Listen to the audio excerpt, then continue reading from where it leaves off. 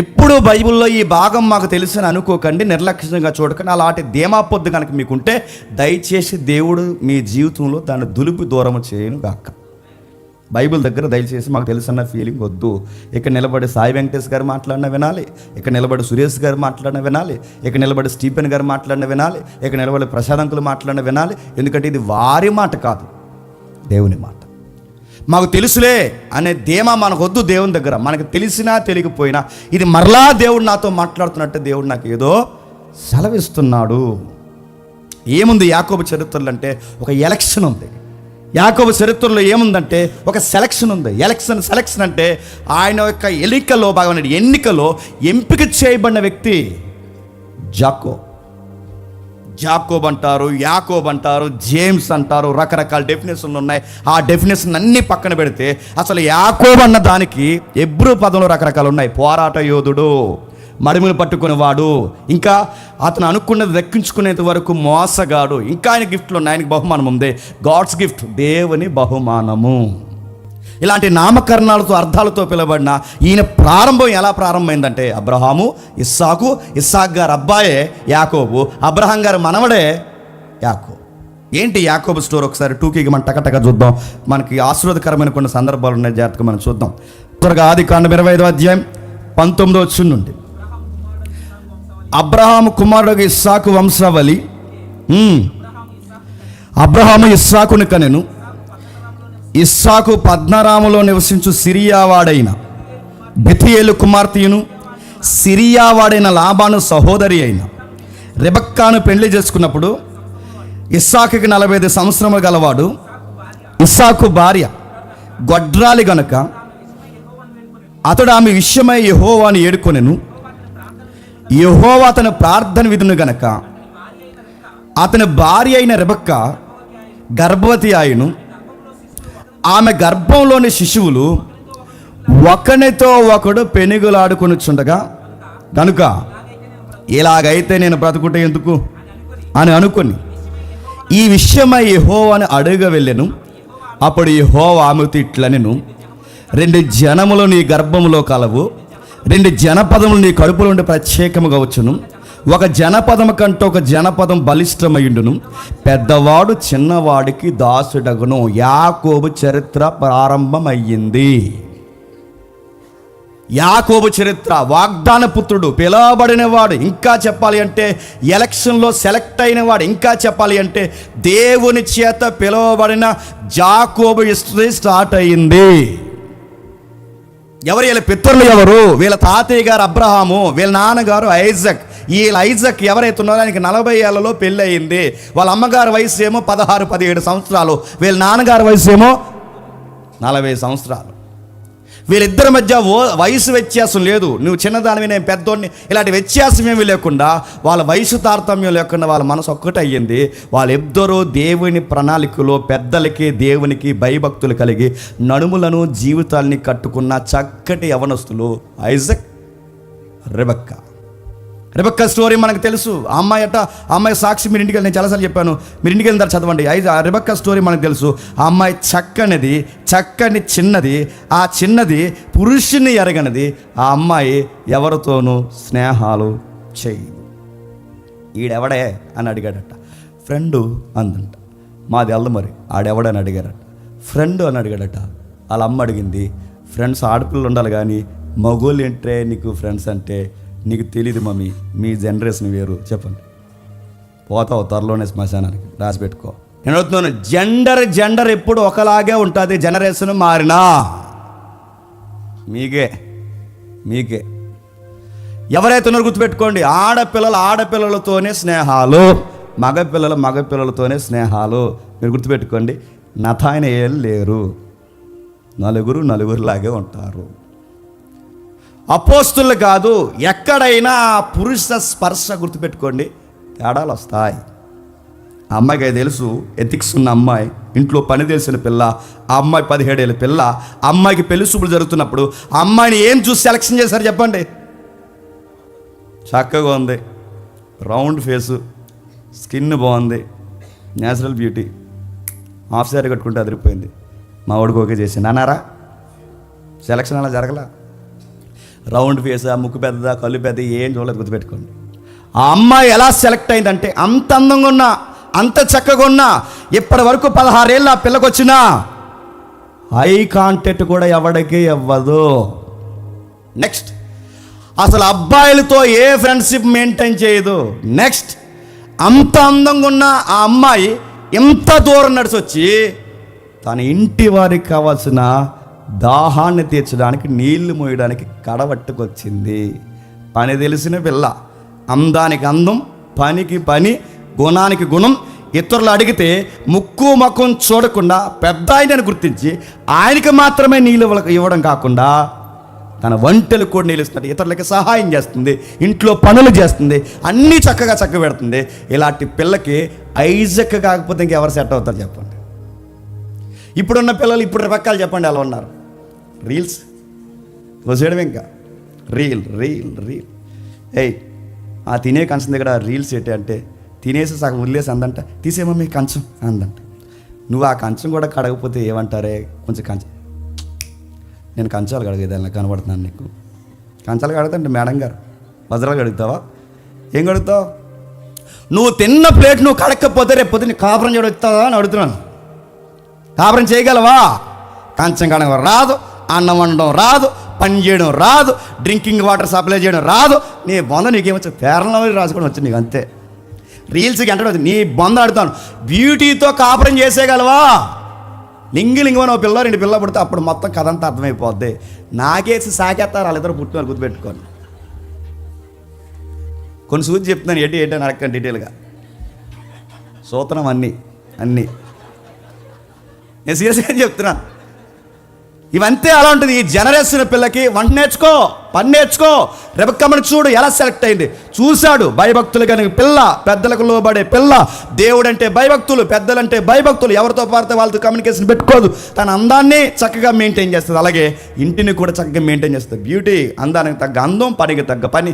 అలాంటి పిల్లని దేవుడు కుమారుడు చేత పంపబడిన ఎలియాజరు ఎవరైతే ఉన్నాడో సెలెక్షన్ చేశాడు. పెళ్ళి అయిపోయింది టకటకమని. ఇస్సాకు కూడా ఏం ఆలోచించలేదు, ఎందుకంటే ఆ అమ్మాయి కోసం ఎంక్వైరీ ఇస్సాకు చేసుకోలేదు. ఆ అమ్మాయి కోసం ఎంక్వైరీ తన ఫ్రెండ్స్తో చేయించలేదు. ఆ అమ్మాయి కోసం ఎంక్వైరీ దేవుడు చేశాడు. గుర్తుపెట్టుకో. నువ్వు దేవుడు బడి ఏడిస్తే కుర్రోడా నిన్నే, నువ్వు దేవుడు బడి ఏడిస్తే, నువ్వు దేవుడి దగ్గర మోకాళ్ళు లేచి గోజాడితే, నువ్వు దేవుడి తరపున మాట్లాడే వ్యక్తివైతే, నువ్వు దేవుడితో కమ్యూనికేషన్ కలిగిన వ్యక్తివైతే, నీ జీవిత భాగస్వామి ఇంకా పెళ్ళిగాని తమ్ముళ్ళు ఎవరైనా ఉంటే, పెళ్ళిగాని సీనియర్స్ ఇంకా ఎవరైనా ఉంటే, మీ అందరికి ఉచిత సలహా, దేవుడిని అడగండి, దేవుడే ఇస్తాడు. నువ్వు ఎన్ని ఎంక్వైరీలు చేసి నువ్వు పెళ్లి చేసుకున్నా నీ ఎంక్వైరీ రాంగ్ అయిన తర్వాత సిఐడి కన్నా పెద్ద రిపోర్ట్ అవుతుంది. గుర్తుపెట్టుకో. ఎంక్వైరీ రాంగ్ అవుతారు అయ్యా. దేవుడికి దేవుడికి చెప్పే.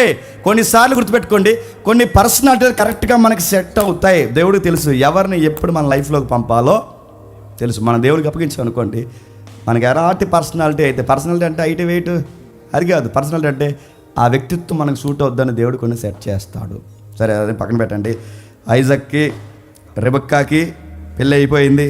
ఆ పెళ్ళి అయిపోయిన తర్వాత అమ్మాయికి చాలా లేటుగా పిల్లలు పుట్టారంట. తండ్రి పోలికలు వచ్చాయో అత్త పోలికలు వచ్చేది లేదు, కానీ మొత్తం మీద అందగత్తికి మాత్రం అందం లేకుండా పోయింది, గొడ్రాలి. బాగున్నారు కదా ఎదురు? నేను ఇప్పుడే చూశాను, చూడాలనిపిస్తున్నారు.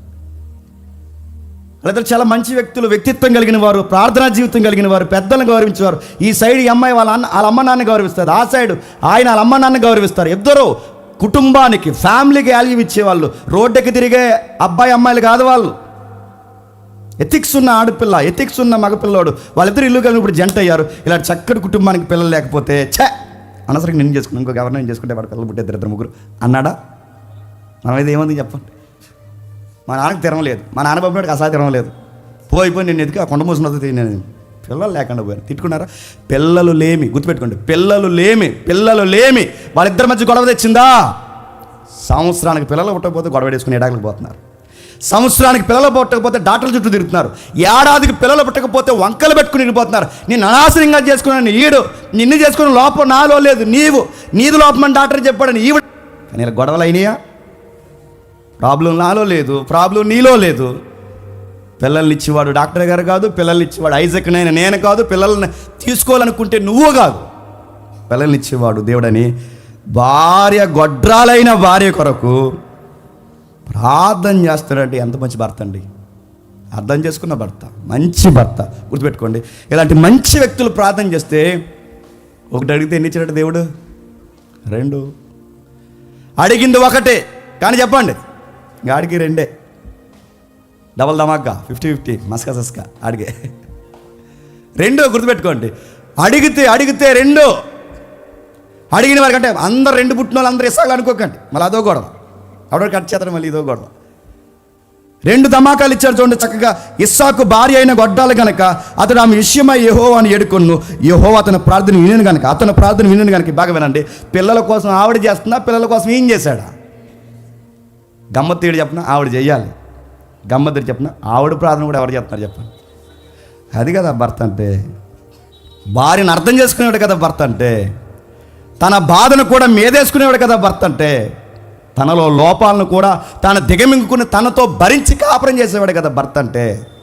దేవుడి బిడ్డలు అంటే ఏంటి చెప్పండి? భార్యకి లోపం ఉన్నా, భార్యకి మాట్లాడడం రాకపోయినా, భార్యకి సరైన స్థితిగతులు లేకపోయినా, దేవుడు నమ్మో ఏదో విధంగా నా జీవితంలోనికి ఒక అమ్మాయిని పంపించాడంటే తనను భరించడమేగా భర్త అంటే. అదేగా మన భర్తగా వాళ్ళతో కాపురాలు చేయాల్సిన విధానం. అంతేగాని నేను అనవసరంగా చేసుకుని ఇంకో దేన్ని చేసుకుంటే నాకు కలిసి వచ్చేదని అన్నామే అనుకోండి, గుర్తుపెట్టుకోండి, తర్వాత అలా తిరిగి వచ్చి చెప్పండి, సిగ్గు లేకుండా సారీ చెప్పండి. ఎందుకంటే ఆవిడ అనుకుంటే రాలేదు, నువ్వు అనుకుంటే రాలేదు. ఎవరు అనుకుంటూ వచ్చారు చెప్పండి? దేవుడు అనుకుంటూ వచ్చారు. దేవుడు చెప్తున్నాడు, ప్రార్థన చేస్తున్నాడు, అనుకున్నట్టే దేవుడు గర్భఫలం ఇచ్చారు. గమ్మత్తు ఏంటంటే రెబెక్కకి ఎంత పట్టు వచ్చింది, చాలా అడవుడుగా ఉందంట లోపల. మరి వామిటింగ్ అవుతున్నాయో, లేకపోతే సికాగ్గా ఉందో, తలనొప్పో, స్టమక్ పెయిన్ పెరిగిపోయిందో, మరి మెడికల్ టెంపర్లో లాంగ్వేజ్ మనకు తెలియదు, కానీ మొత్తం మీద తనకి చాలా ప్రాణం పోయినంత ప్రమాదం. ఇసుకొచ్చేసింది. చివరికి ఆ ఇసుకుదల ఎంత వచ్చిందంటే, ఈ నొప్పులకి నేను చచ్చిపోయేలా ఉన్నాను, ఈ నొప్పులకి నేను చనిపోయేలా ఉన్నానని ఆమె గర్భంలో అటు ఇటు చాలా బాధపడిపోతుంది. తనకు ఊపిరి అందట్లేదు, నొప్పులు ఎక్కువైపోయాయి. ఆ నొప్పులు తీవ్రత ఎలా ఉంటుందో మనకు తెలుసు. అప్పుడు ఈ మధ్యకాలంలో ఈ ఏ యుగంలో లేదా ఈ టెక్నాలజీ మీడియాలో ఆ నొప్పులు తీవ్రత ఎలా ఉంటుందో డెసిబుల్స్ మనకు చూపిస్తున్నారు. కొన్ని వీడియోస్ మీరు చూస్తున్నారు లేదో. ఒక మగపిల్లవాడికి సుమన్ టీవీలో అనుకుంటే ఒక మగపిల్లవాడికి రీల్స్ వస్తుంటే చూసాను నేను ఎప్పుడో. ఆ మగపిల్లవాడికి ఒక తల్లి పడే వేదన ఎలా ఉంటుందో వాడికి బెల్ట్ పెట్టారు. నొప్పి ఎలా ఉంటుంది, పొత్తు కొడుకుకి బెల్ట్ పెట్టారు. ఆ బెల్ట్ పెట్టాక 100% నొప్పి వచ్చే దాంట్లో వాడికి 25 పెట్టారు. ఆ 25లో ఆ బెల్ట్ వాడికి ఆ ఎలక్ట్రికల్ మూమెంట్ పెడితే అది 25 తట్టుకోలేక తీసేమన్నాడు. కళ్ళని నీళ్ళు వస్తున్నాయి. అప్పుడు యాంకర్ అడిగాడు ఆ అబ్బాయిని, ఎలా ఉందని అడిగితే ఆ యాంకర్ అంటాడు, మా అమ్మ నాకు గుర్తొచ్చింది అన్నాడు. 25 నేను తట్టుకోలేకపోతున్నానంటే అంతకు పైనే ఇంత నొప్పి భరించి మా అమ్మ నన్ను కన్నదన్నప్పుడు మా అమ్మ మీద నాకు గౌరవం పెరిగిపోయింది అన్నాడు. ఎంత భరించింది అమ్మ. అందుకే పెద్దలు ఏమంటారంటే, ఒక బిడ్డని కనడం అంటే చచ్చిపోయి మళ్ళీ బతకడమే. ఒక ఎముక ఇరిగితేనే చాలా కష్టం, అలాంటిది ఒంట్లో ఉన్న ఎముకలన్నీ ఇరిగిపోతే ఎంత చావు కలుస్తుంది, అంత బాధపడితేనే ఒక బిడ్డని కంటారు. ఆపరేషన్ అయినా, అది సుఖమైన కానుపైన ఏదైనా ఖచ్చితంగా అది పడాల్సిందే. అలాంటి బాధపడాలి. అలాంటిది ఒక బిడ్డని కంటే ఎంత ఇబ్బంది అయితే రెబెక్కకి 2 బిడ్డలు అంట. లోపల ఏం జరుగుతుందో చెప్పడానికి నర్సు గారు లేరు అక్కడ. లోపల ఏం జరుగుతుందో చెప్పడానికి చెప్పండి, స్కానింగ్స్ లేవు అక్కడ. లోపల ఏం జరుగుతుందో చెప్పడానికి అంత మెడికల్ మూమెంట్ లేదు అక్కడ. లోపల ఏం జరుగుతుందో చెప్పడానికి ఇలాగ చేయబెట్టుకుని 2 తలకాయలు తగ్గుతానికి ఇద్దరు అనుకోవడానికి లేదు అక్కడ. మరి ఎలా వాళ్ళ తీవ్రత, డివోషనల్ లైఫ్ ఎంత నిగూఢంగా కనిపిస్తుందో చూడండి. వాళ్ళ ఆధ్యాత్మిక స్థితిగతి ఆమె ఎక్కడికి పోలేదట. సమస్య వచ్చినప్పుడు ఎక్కడికి పోతుంది?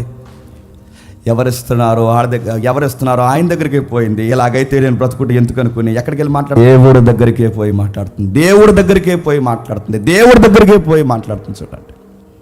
అవి ఏంటి ప్రభు అంటే, మనం నేర్చుకోవాల్సింది, ఏ బాధలున్నా, ఏ ఇబ్బందులున్నా, ఏ సమస్యలున్నా, ఎలాంటి ఒడిదుడుకులు మనకు ఎదురైనా, ఇసుకుపోయేంత డిప్రెషన్లోకి మనం వెళ్ళిపోయినా ఆ టైంలో మనం చేయాల్సింది చెప్పిన, ఆ ఇసుకుదలలో రాంగ్ డెసిషన్స్ తీసుకోకండి. ఆ ఇసుకుదల అలా తెచ్చి మోకాళ్ళు వేసి చేతులు పైకెత్తి చెప్పండి, దేవుడికి చెప్పండి, ఖచ్చితంగా నీకు గుడ్ న్యూస్ చెప్తాడు. బాధలు వచ్చిన రెబెక్కమ్మకి దేవుడు చెప్పిన గుడ్ న్యూస్ ఏంటి చెప్పిన, ట్విన్స్ అమ్మా అని చెప్పాడు. ట్విన్స్ లోపల ఉన్నారు. Good news. బాగా వినండి. లోపల ఏం జరుగుతుందన్న బాధకు ఉపశమనం ఏమిటి చెప్పిన, లోపల 2 ఉన్నారు. 2 నేషన్స్, 2 నేషన్స్ ఉన్నాయి లోపల. 2 జనపదాలు, 2 జనాంగాలు, 2 దేశాలను ఆక్రమించే జనాభా నీలో నుంచి రాబోతున్నారు అనగానే నొప్పి ఉంటుందంటారు, నొప్పి మర్చిపోయి ఉంటుంది అంటారు. చెప్పండి. నప్పు మట్టిమాయి, జండుమం కాదు. Good news. దేవుడు చెప్పాడు, ఎట్నే మర్చిపోయింది. తాను మర్చిపోతుండగా అలా ఆలకిస్తుంది. నొప్పి మర్చిపోయింది. దేవుడు మాట్లాడుతాడు, అమ్మా నీకు విషయం చెప్పాలి, నీకు ఇద్దరున్నారు, భవిష్యత్తు చెప్తాను, ఇద్దరున్నారు. 2 జనపదాలు ఉన్నాయి, 2 న్యాసన్స్ నీ గర్భంలో పెనుగులాడుతున్నాయి. భవిష్యత్తు చెప్తున్నాను, గుర్తుపెట్టుకో. చిన్నోడు పెద్దోడికి యజమానుడు అవుతాడు, పెద్దోడు చిన్నోడికి దాసుడు అవుతాడు. నీ బిడ్డల యొక్క డిజైర్స్, నీ బిడ్డల యొక్క ఫ్యూచర్, నీ బిడ్డల యొక్క యాటిట్యూడ్ ఎలా ఉండబోతుందో ముందే చెప్తున్నాను. జాగ్రత్త చిన్నోడు అన్నది. అదిరిపోయింది. ఇంకా ఆ గుడ్ న్యూస్ ఇంకా నొప్పులు రాలేదు. తర్వాత ఎవరికి వచ్చినట్టు ఏం రాయబడలేదు. ఇంక లేవు నొప్పులు, మట్టుమాయి. ఇక నొప్పులు లేవు, బాధలు లేవు, అన్నీ మర్చిపోయింది. ఆ తర్వాత ఏం జరుగుతుందో మీరు జాగ్రత్తగా చూస్తే ఇక్కడ మనకు కనబడుతుంది. చూడండి, 2 జనపదములు నీ గర్భములకు కలవు. 2 ప్రత్యేకమైన జనముల కంటే ఒక జనపద కంటే ఒక జనపదము బలిష్టము గుండును. పెద్దవాడు చిన్నవాడికి దాసుడు అవుతాడు. పెద్దవాడు చిన్నవాడికి దాసుడు అవుతాడు. ఇప్పుడు మనకి ఈ స్టోరీలో, ఈ కాంటెక్స్ట్లో మన హీరో ఈ వారానికి చెప్పండి చిన్నవాడు. ఆ చిన్నవాడి గురించి ఒకసారి మనం టచ్ చేద్దాం. ఏం చెప్తున్నాడు ఆ చిన్నవాడి కంటే మీకు బాగా అర్థం కావాలంటే ఒకసారి ఈ చిన్నవాడి పట్ల ఎలక్షన్ లేదా సెలక్షన్, కాంప్లికేటెడ్ సబ్జెక్ట్, తర్వాత ఎప్పుడైనా మాట్లాడుకుందాం. దేవుడు కొందరు వ్యక్తులు అంటే ఇంత లెక్క ఉండాలి, ఇంతమంది జనాభా ఉండాలి. ఇప్పుడు ప్రజెంట్ జనాభా ఎంత? మిమ్మల్ని అడగడం నా బుద్ధి తక్కువ. చెప్పండి, లైవ్లో అడుగుతాను, నా కర్మ కాదు. చెప్పండి ఎంతగానో. 800 కోట్ల 800 కోట్లు 800 కోట్లు ఎలక్షన్ అంటారు. ఈ ఎలక్షన్లు అంటే దేవుడు ఎంత ఎలక్షన్లు 800 కోట్లు పెడితే ఈ ఎలక్షన్లు ఏం జరుగుతుంది చెప్పనా? సెలక్షన్ జరుగుతుంది. దేవుడు అబ్రహాము సెలెక్ట్ అయ్యాడు, ఐజాక్ సెలెక్ట్ అయ్యాడు. ఇప్పుడు థర్డ్ పర్సన్ ఎవరు చెప్పండి? యాకోబు సెలెక్ట్ అవుతున్నాడు. అంటే దేవుడు సెలెక్ట్ చేస్తాడా? నిన్ను సెలెక్షన్ చేస్తాడు, నన్ను సెలెక్షన్ చేస్తాడు. కాకపోతే ఆ సెలెక్షన్ వచ్చే ఆఫర్ను ఉపయోగించుకున్నవాడే విజేత అవుతాడు. ఇదే సెలక్షన్ ముందు యాసావుకి ఇచ్చాడు, ఫెయిల్ అయ్యాడు. అదే సెలక్షన్ ఇప్పుడు యాకోబుకి ఇచ్చాడు. చెప్పండి, పాస్ అయ్యాడు. దేవుళ్ళో పక్షపాతం లేదు. నువ్వు పుట్టావన్నది ఎలక్షనే, నిన్ను పిలిచాడన్నది సెలక్షనే. దేవుళ్ళు ఇచ్చేసాలు లేవు. ఎక్కడ పల్లెటూర్లు, ఎక్కడ సిటీ, ఎక్కడ మా ఊరు, ఎక్కడ మేము ఉండవేంటి. నేను ఉద్యోగానికి సెలెక్ట్ అయిన కొత్తలో నాకు పెద్ద బిగ్ క్వశ్చన్స్ ఏంటి చెప్పిన. అసలు నేను మా వాళ్ళందరూ మా అన్నయ్య అక్కడ ఉన్నారు చివరిలో, వాడు వీళ్ళందరూ కలిసి పోలీస్ డిపార్ట్మెంట్లో ఎక్కడ కాకినాడ రూరల్ సెలెక్ట్ అయ్యారు. నేను మాత్రం వాళ్ళతో పాటు సమానంగా మార్కులు వచ్చిన నేను రాజమండ్రి సెలెక్ట్ అయ్యాను. నాకు అర్థమవుతుంది నేను ఎక్కడ ఎందుకు సెలెక్ట్ అయ్యాను, వాళ్ళందరూ అక్కడ సెలెక్ట్ అవ్వడం బట్టి మళ్ళీ నేను తిట్టుకునేవాడిని. ఇలా అసలు సువార్త చేయరు వాళ్ళే.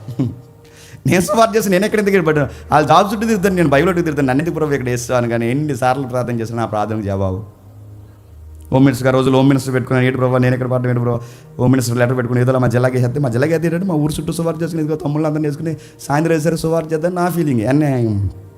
ఏఎన్ఎస్ యాంటీ నక్సల్ స్క్వాడ్ ఏదైతే ఉందో ఆ టూర్కి వెళ్ళి 15 రోజులు అడుగులో తిరిగితే 15 రోజులు సెలవు వస్తుంది. ఆ ధీమతో ఏం చేసేవాడంటే అందులో ఆ ఏఎన్ఎస్లో పోదామని చాలా ప్లాన్ చేశాను. అసలు నా లెటర్స్ అన్నీ బ్యాకప్ అయిపోయినాయి, ఎక్కడ జరలేదు. నాకు అర్థం కాలేదు. నన్ను ఇసిరేసేవారు అందరూ. మళ్ళీ ఇందులో పోనీ ఏమైనా రాజమండ్రిలో సెలెక్ట్ అయితే రాజమండ్రిలో వేయలేదు, తీసుకెళ్ళి ఆ సీతనారంలో పడేస్తారు. ఆ సీతనారం పేరింటేనే నాకు సౌండ్ మారిపోయింది. అది ఎక్కడో 25 కిలోమీటర్ల అవతలు ఉంటుంది. అక్కడెక్కడో నాకు అస్సలు అర్థమయ్యేది కదా, ఈ రాజమండ్రి సెలెక్ట్ అవ్వడం ఏంటి, ఇదంతా ఏంటి. కానీ నాకు ఇన్ని సంవత్సరాల తర్వాత అర్థమవుతుంది నేను ఎందుకు రాజమండ్రి సెలెక్ట్ అయ్యాను. ఆ జాబ్ లేకపోతే లైఫ్లో నేను రాజమండ్రి రాను. నేను రాజమండ్రి రాకపోతే, ఇక్కడ నోటిఫికేషన్ రిలీజ్ అవ్వకపోతే ఈ చర్చే ఉండదు. ఈ చర్చే లేకపోతే ఇక్కడ నేనే నిలబడను. ఇక్కడ నేనే నిలబడకపోతే ఈ వారం మీరు వాక్యమే వినరు. ఇది ఎలక్షన్. చెప్పండి, సెలక్షన్. బిగ్ ప్లాన్స్ ఇవన్నీ. దేవుడికి చాలా చాలా సుదీర్ఘమైన ప్లాన్స్ ఉంటాయి. ఒకప్పుడు నేను ఒక్కడనే వచ్చాను ఈ ఏరియాకి, నాకు ఎవరు తెలియదు. అప్పుడు శ్రీకాంత్ అని కూడా పరిచయం లేడు, అంకుల్ తెలియదు, ఎవరు తెలియదు. కానీ నాకు ఇప్పుడు అర్థమవుతుంది ఎందుకు వచ్చాను. యాకోబు స్టోరీ కూడా స్టార్ట్ అవుతున్నప్పుడు ఇబ్బందిగా కనబడుతుంటుంది. యాకోబు స్టోరీ స్టార్ట్ అవుతున్నప్పుడు అబ్బాయి చాలా నిర్లక్ష్యంగా కనబడుతుంటుంది. యాకోబు స్టోరీ మనం చదువుతున్నప్పుడు అసలు దేవుని ప్రణాళికను ఏమాత్రం సీరియస్గా తీసుకున్న వాళ్ళకి కనబడ్డా. కానీ యాకోబు స్టోరీ ప్రారంభంలో నిస్సారంగా నిర్లక్ష్యంగా కనబడుతుంది. కానీ యాకోబు జీవితం అలా ముగిసిపోయే కొలది చాలా సీరియస్ డివోషనల్ లైఫ్ అయిపోతుంది యాకోబుది. ప్రతి వ్యక్తిని దేవుడు అలాగే పిలుస్తాడు. యాకోబు స్టోరీ మనం చదువుతుంటే మన స్టోరీలు మనకు గుర్తొస్తాయి.